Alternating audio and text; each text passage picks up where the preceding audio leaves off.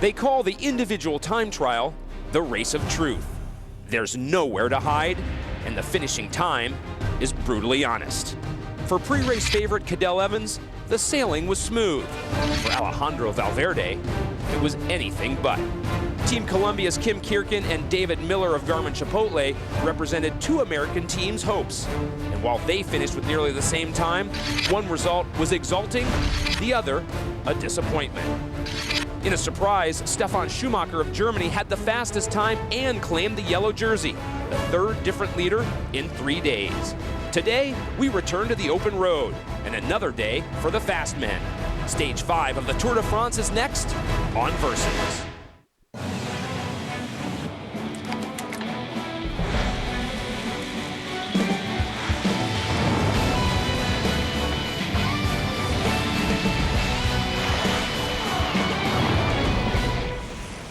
Fans of French and American cinema know Châteauroux, where we're finishing today, is the birthplace of Gérard Depardieu, only 150 miles south of Paris. And after today, we'll basically be a quarter of the way through this year's tour. Hello, everybody. Along with Bob Roll, I'm Craig Hummer. And speaking of cinema, you probably remember the old Western, The Good, the Bad, and the Ugly. Well, we've got a versus version. It's called The Good, the Bad, and the Spectacular. So, Bob, let's get right to the good. It has to be none other than Cadell Evans and Denis Menchov yesterday. Cadell Evans doing a great ride, exactly what he needs to do on a stage like this. Be up there with the contenders and not lose any time. Very steady rider. He's consistent. He's always the same, day in and day out, and that's what it takes to be a Tour contender. Cadell Evans with the #1 bib number out on course. Finished second in the Tour last year. He's taken a huge step forward in finally winning the Tour de France and putting on that yellow jersey once we get back to Paris. Set steady times. He never slowed down, never sped up, didn't seem to even perspire that much. And Cadell Evans, the very good of the Tour. He's been doing a great job staying under the radar, although his placings have been perfect, only 27 seconds behind yesterday's winner. And of course, the Russian, Denis Menchov, had an answer as well. A lot on the line for Denny Menchov. He missed out in the crosswind battles at the end of stage #3 and lost some time. He needed to make that time back up and drag himself back up into the overall, and he was able to do that. They were two men who, of course, protected their GC hopes this early on in the Tour. They're the good. Now it's time to talk about the bad, and one of them was a high hope for GC as well, Alejandro Valverde. Alejandro Valverde needs one thing to win the Tour, and that's improve his time trialing. 80+ Ks of time trialing, and when you lose time in that and don't gain it back in the mountains, well, you're at risk of losing. And Valverde put himself in a very tough position. Now he's going to have to tack in the mountains and get back some of the over 1.5 minutes he lost to the stage winner, Stefan Schumacher. So for Valverde, very evident that he was not on form. One man we knew wouldn't be on form going into the time trial, that's Carlos Sastre, but he did limit his damage, didn't he? The bad for Carlos Sastre is the individual time trial, but I got to admit, this is more like not that bad. Carlos Sastre, he could have lost a lot more time in this event. He has done in the past, and he actually defended pretty well, 1 minute and 43 seconds down. When we start to talk about the spectacular, one man that comes to mind right away, he has that green jersey, Kim Kierken of Team Columbia, top 5, 3 out of the 4 stages we've seen. That's true. Kierken has been very consistent throughout the Tour so far. In the stages, he's been right up there day in and day out, hoping for a win. He's been so close a couple of times. Kim Kierken winding up the stage on number 4 in second place. A great ride. And then, of course, the German Schumacher. What a ride from him. He has been very quiet in the races leading up to the Tour. I have a feeling he saved some very special form for these 3 weeks in July, and he did a great time trial to win the stage. And because everything's been very close throughout the first 3 stages, he also got the yellow jersey. He's worn the Maglia Rosa of the Giro d'Italia twice in his career. Now he gets to put on yellow, and what a day it was. His first time in the Maillot Jaune, and boy, did he earn it. Our Michelob Ultra standings, there you see Schumacher on top, Kim Kierken, and David Miller rounding out your top 3. Cadell Evans right in there where he needs to be. Fabian Cancellara, maybe a little bit disappointing to lose that. Christian Van de Velde, a fantastic riding in the first week so far. Same with George Hincapie. Thomas Lovkvist puts on the white jersey. He's in 8th on GC. Great riding by all of the team Team Columbia riders. There's Denny Menshov right outside the top 10. Jens Voigt, watch out for him as the Tour progresses. He is going to unleash at some point. Oscar Pereiro still in there, the 2006 winner of the Tour. And here are some other names we should note. Valverde, as we talked about, 127 back. Andy Schleck in there. Sastra, that damage was done, as we talked about. Will Frischkorn and Danny Pate, two American cyclists, still in the mix. Well, when we come back, we get our daily dose of cycling's dynamic duo, Phil Liggett and Paul Sherwen, plus our Saab performance predictions. The 2008 Tour de France pre-race on Versus is presented by Saab and the legendary 9.3 Turbo.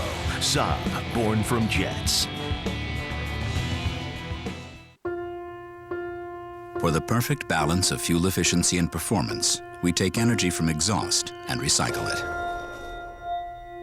For the perfect balance of fuel efficiency and performance, we take energy from exhaust and recycle it. For the perfect balance of fuel efficiency and performance, we take energy from exhaust and recycle it. Turning repetition into joy. The efficient performance of the Saab Turbo.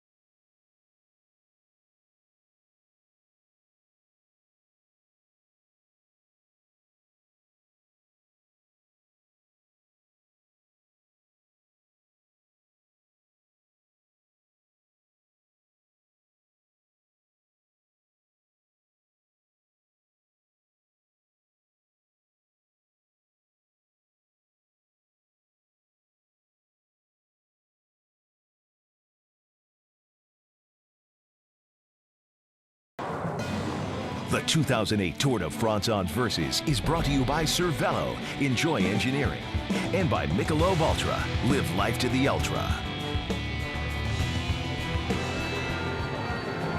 Welcome back. Well, the longest stage of the Tour de France, won by one of the youngest cyclists in it. Mark Cavendish of Team Columbia gets the victory. His first ever in a stage of the Tour de France. This time last year, he was hating this event when it was his first time out because they really roughed him up. Well, I tell you what, Phil, he learned an awful lot last year when he came to the Tour de France. He won himself 2 stages of the Giro d'Italia in the early part of this season, and now I have to say, I think he's going to be one of the top sprinters now for the next decade. Well, I know Mark Cavendish would love to agree with you, Paul, because he shakes hands with all the dignitaries here. He's such a confident young man. He is only just 23 years of age. His birthday was 2 months ago, and here he is now from the Isle of Man, a winner of a stage of the Tour de France, and he's so fast. He is definitely the quickest guy in the business right now. He certainly is, and that was a very emphatic victory, I have to say. A confident victory, and perfectly set up by the whole of his team, Team Columbia, who actually really took control of the race inside of the last 5 or 6 kilometers. Now, that's a big risk, because if you don't have the strength in the team to do that for the last 5 or 6 kilometers, you can fade and create confusion. But there was no confusion about that one. Let's have a look at the confirmation of the results here from Honda ATV. Cavendish gets the win. Team Columbia get a victory, and Bob Stapleton will be over the moon tonight. Oscar Freire from Rabobank is second. Eric Zabel, Team Milram, who was here when we last came here in the late 90s, he's there again in third. Tor Hushoft is fourth. Will that give him the green jersey? Baden Kook is fifth, followed by Hunter in sixth, Duque seventh, McEwen only in 8th place. Francesco Kiki should have done better than 9th, and Julian Dean for Garmin, he came over the line there in 10th place, all given the same time, of course, on the day. Back out to the podium, Paul. Stefan Schumacher grabbed yellow in the time trial yesterday, had a very quiet day today. Might be a different story tomorrow. I think it will be a different story tomorrow, but the fact is, despite the excitement of the sprint into the finish line, everybody came in pretty much in the same time. That's why this man is still the overall leader of the bike race, because he finished roughly the same time as the sprinters at the front end of the pack, so he will still wear the yellow jersey on tomorrow's stage. But tomorrow's stage is certainly, Phil, not a stage for the sprinters. The only good news about tomorrow's stage is not as long as today's stage. And what's happened to Henrik Hausler too, the German-Australian, because he had that nasty crash. No news on him yet. Let's hope he can continue. Doesn't want to lose a teammate at this rather crucial stage of the race. Shakes hands there again with Bernard Hinault, and then the dignitaries of Châteauroux. There he is. He was pretty much all smiles all the way today. Life was good to him. The sun came out as he rides along there, chatting with something that Fabian Weckman behind him has said. Well, no problems at all. He'll be under pressure tomorrow, I have to say, Phil, because we do have a, well, it's not really a mountain-top finish, but a very long hilltop finish to the climb of Super Bessie. It's a long climb, it's a second category climb, and it's going to have another serious sorting out in the overall classification. Well, let's have a look at the Michelob Ultra overall standing. Schumacher holds on. There's no time changes here. 12 seconds over Kirken, 12 seconds over Miller. Cadell Evans holds fourth at 21 seconds. You remember that he lost the Tour last year by 23. Fabian Cancellara is fifth at 33 seconds. Further down, Christian van der Velde having a great start to the Tour de France. He sits there in sixth for Garmin Chipotle. George Hincapie for Team Columbia is seventh, and also Lundqvist there, who will keep best place as the white jersey wearer in the Best Young Riders competition. Menchov in 11th. Further down there, Steindewald at 13th. Top 15 completed by Cofidis's Maxime Montfort, the Belgian rider who is a very good stage race rider. Cunego in 16th. Valverde at 1:27. He'll be looking to get some of that back tomorrow, I think. He's in 17th. And the top 20 completed by Sebastian Lang. Who's got the green jersey? I want to know. And look, there is a change. Tor Hushoft, his fourth place was good enough. Kim Kirken not getting any points at all that mattered, so he gets the race lead off Kim Kirken. Well, don't forget, Kim Kirken had a big role to play, Phil, on the run in towards the finish. He wasn't thinking about sprinting for points here this afternoon. He was thinking about getting his own man, Mark Cavendish, the actual stage victory. But that could all turn around tomorrow, because I have a feeling Kim Kirken can get himself some points at the top of this climb to Super Bessie. Well, you could have a very good point there, because Kirken's aiming at winning this race overall. He's not too keen on winning the point stage. I'm not sure he could, but you're right. Let's have a look at the updated situation. Thor Hushoff 88, Oscar Ferrer second at 85, so Kim Kirken didn't score. He holds with his 81 in third place. Zabel creeps up to fourth with 72, and Robbie Hunter still sprinting very consistently in the 5th to 6th region of the peloton. He's 5th with 60. Out, well, we knew this one anyway, because this guy for 3 days hasn't seen a climb to worry about, and so Thomas Voigtler keeps his lead in the King of the Mountains. It'll change tomorrow for him. Well, he'll have to come out and challenge tomorrow, because he's got 2 fourth category climbs very early on and 2 very difficult second category climbs in the latter part of the afternoon, and that's going to be pretty tough for this man, Thomas Voigtler. But you know, he's still got that early lead, 19 points for him to 11 to Sylvain Chavanel. Yeah, early days though, but he is capable of hanging on to this lead for quite a while, even in the mountains of the Pyrenees, because the Col de Peyresourde and the Col d'Aspan, don't forget, those are big climbs, but not big climbs in the Tour de France. But it was a great day today. I feel very, very sorry tonight for Nicolas Vonredi, because I thought he rode terrific. He almost won. Well, the theory of a professional bike race, as we were looking at it, they should have been caught with 20 kilometres to go. They should have been caught with 10, and he was caught with about 50 metres to go. On the longer stage. Well, it's not the longer stage tomorrow, but we continue down really into central France now, where they have all those volcanoes. They call them puys. There's 60 of them where we're going. We're only climbing one, by the way, tomorrow, and we'll finish right at the top of it.